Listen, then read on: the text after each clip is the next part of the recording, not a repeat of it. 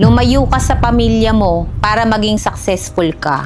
3 rason kung bakit kailangan mo lumayo. Una, paano ka mag-grow kung palagi ka nakadepende sa kanila? Pag palagi ka nakasandal sa pamilya mo, nasasanay ka na palagi may sasalo sa'yo. Sa tunay na buhay, ikaw ang talagang magdedesisyon. Simulan mo lumayo sa kanila, matututo kang magbanat ng buto.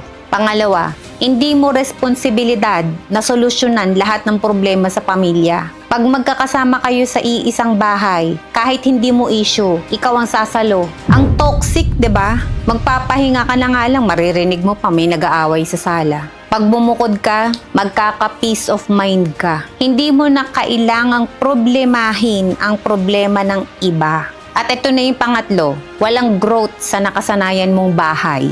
Na-experience mo ang buhay kapag sarili mo ang bahay. Natututo kang maghugas ng plato, naglilinis ka ng bahay, ikaw na namamalengke, ikaw na ang lahat na kumikilos para sa sarili mo. Diyan ka mag-grow bilang tao. Hindi naman dahil bumukod ka sa pamilya mo, wala ka ng utang na loob. Magpasalamat ka sa mga nagpalaki sa'yo. Matuto kang lumingon sa pinanggalingan mo.